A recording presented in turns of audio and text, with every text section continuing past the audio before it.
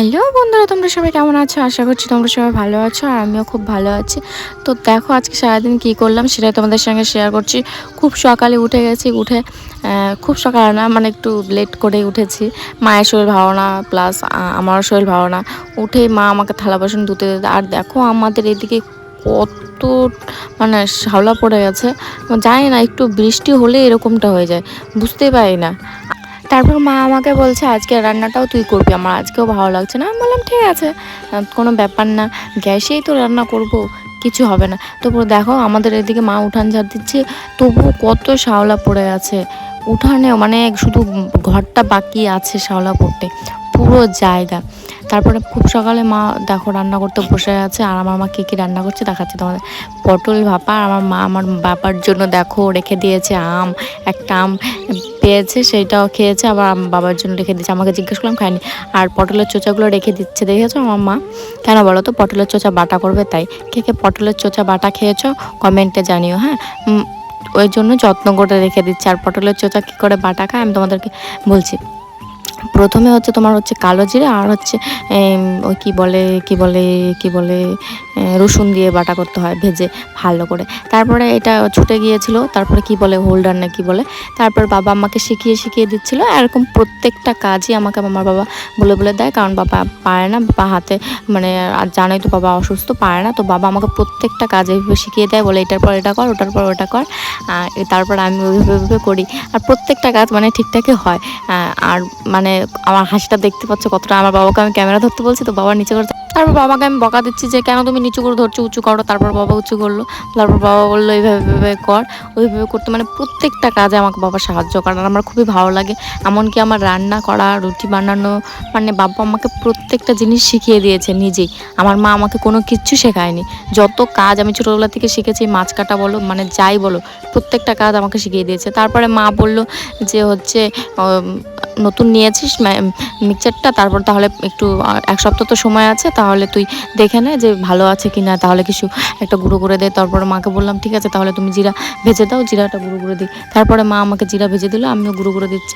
আমার না এই যে কারেন্টের জিনিস বলো, তারপরে হচ্ছে মানে বিদ্যুতের যত জিনিস বলো, তারপরে ওই যে গ্যাস ট্যাস না, আমার না খুব মানে ভয় হয়, কেন জানি না, মানে আমি খুব ভয় পাই। আমার মনে হয় যদি বাস্ট হয়ে যায়, ফেটে যায়, তখন কি হবে জানি না, কেন এরকম ভয় লাগে। কার কার এরকম ভয় লাগে কমেন্টে জানিও।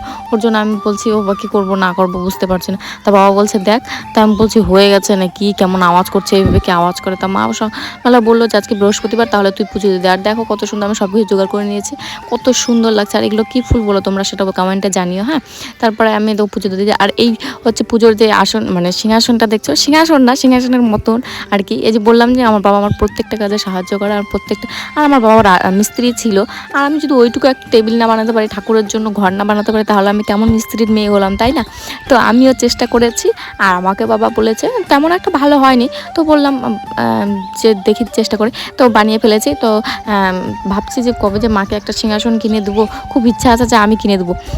মানে মায়ের ছোটোখাটো জিনিসগুলো আমি পূরণ করবো, সেই ইচ্ছাটা আছে। দেখা যাক কতটা কী করতে পারি। আর কেমন হয়েছে আমার বানানো সিংহাসন তৈরি তোমরা কমেন্টে জানিও।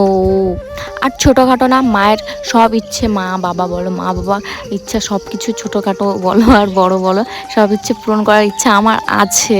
কিন্তু জানি না কতদূর কি করতে পারবো, ভগবান যদি চায় আশা করি সবটাই পূরণ করতে পারবো। খুব ইচ্ছা আছে, কারণ মা বাবাকে ভালো রাখা, খুশি রাখার মতো আনন্দ আর কোথাও নেই, আমার যেটা মনে হয়। তোমাদের কি মনে হয় সেটা কমেন্টে জানিও। কারণ মা বাবা যেমন আমাদের খুশির জন্য সবটা করতে পারবে, ঠিক আমার মানে মা বাবার খুশির জন্য আমাদের সবটা করতে হবে। তারপরে ওই যে বললাম পটলের চোচা বাটা দেখেছো কেমন হয়েছে, কালো জিরে দিয়েছে তো কালো কালো হয়ে গেছে। দিকে পটল ভাপা, করলা ভাজা খেয়ে নিচ্ছি পুজো দেওয়ার পরে। তারপরে দুপুরবেলা একটু ঘুম থেকে উঠে খেয়ে দিয়ে ঘুম থেকে উঠে দেখো আবার গরম জামাকা খেতে চলে আসছি আমি আর বোন। আগের দিন দেখেছো আমি ভিডিওতে খেয়েছিলাম, ভিডিওতে দেখিয়েছিলাম, মানে সেদিন খেয়ে না মন ভয়নি, তাই আবার খেতে চলে আসছি। আর আজকে অনেকগুলো মাখিয়েছি দেখতে পাচ্ছ, আর কেমন দেখো লাল হয়ে গেছে। খেতে কিন্তু বেশ ভালো, মানে প্রত্যেক বছর খাই কিন্তু মিষ্টি প্রত্যেক বছর না, মানে বৃষ্টির জন্য না আর কি কেমন তিতে লাগতো। ভালো লাগতো না, একটু কেমন যেন কষ লাগতো। আর এইবার না প্রচণ্ড রোদ তো, বৃষ্টিও হয়নি, আর এইবার মানে খুবই ভালো লাগছিলো খেতে, মানে ওরকম তিতা টিতা লাগেনি, মজাই লাগছিলো বেশ। আর এগুলো মাখাচ্ছিলাম কী দিয়ে বলো তো, কাঁচা লঙ্কা, কাসুন্দি আর হচ্ছে তোমার লবণ, দারুণ লাগছিলো। আর মানে বলে না, দেখো কেমন কতটা রক্তের মতো। আর আমার বাবা বলে এগুলো খাওয়া ভালো, ফল টল খাওয়া ভালো, আর এগুলো খেলে রক্ত হবে এই সেই। আর আমার বাবা সবসময় বলে যে ফল টল খেয়ে থাকবি শরীর ভালো থাকবে। আর আমি যখনই ধরো বিরিয়ানি, সিঙ্গাড়া, চপ মানে যাই আনি না কেন, আমার বাবার একদমই পছন্দ হয় না, বলে এগুলো কী খাচ্ছিস, এগুলো খেলে শরীরে ক্ষতি করে, এগুলো খাওয়া ভালো না, এই সেই। বোঝোই তো, বাবা মা তো ছেলে মেয়ের ভালোই চায়, তাই না? আর দেখো এরকম কতটা রক্তের মতো লাল হয়ে গেছে, তো কিন্তু সেই লাগছিল খেতে। আবার মানে ভাবছিলাম কেমন লাগছে খেতে, মানে দেখতে কেমন লাগছে না, কিন্তু দেখতে যেমনই হোক এটা খেয়ে তো মানে উপকার হয়। আমার না মানে যে কোনো ফল টল খাওয়ায় মানে অনেকটা উপকারিতা। তারপরে দেখো জমিতে ধান লাগাতে এসে বলছে এখন আরও বিচন লাগবে, সে মানে আবার আমাকে, মাকে, আবার বাবাকে যেতে হয়েছে। আর মা তো একটু একটু পর পর বসে যাচ্ছে, মানে ভালো লাগছে না, বুঝতে পারছো, মায়ের শরীরটা ভালো না। আর এখন যে জ্বরটা মানে এতটা খাতারনাক জ্বর, কি বলবো, ধারণার বাইরে। মানে যার জ্বর আসছে তারই মানে একবার শরীরটা আবার দুর্বল করে দিচ্ছে, তাই না? তবুও আমি আর বাবা মানে পারছে না, দেখছো না বাবার পিছনে লাঠিটা রয়ে গেছে, তবুও মানে বাবা অল্প একটু উঠিয়ে মানে হাফসে আছে। তবুও বলছি মানে যেটুকু করতে তো হবে তিনজনকেই। এখন ওইটুকুর জন্য যদি মানে 25-60-র জন্য যদি একটা লোক নিই তাহলে কেমন দেখায় না? তাই ভাবলাম যে শুধু শুধু কি 60-80 টাকা, 60 টাকা 80 টাকা নষ্ট করবো, চলো আমরাই করে নিই কষ্ট করে। বাবা আবার বলে কি, হ্যাঁ কাজ দেখে শুধু ভয় পাস, কাজ দেখে ভয় পেতে হয় না, এই সেই। তো চলো, আর চলে গেলাম তিনজনে। আর যদি ভিডিওটা ভালো লেগে থাকে লাইক কমেন্ট শেয়ার করে দিও। ভিডিওটা এখানেই শেষ করলাম, আর আগগুলো কেমন হয়েছে কমেন্টে জানিও। Tata, bye bye.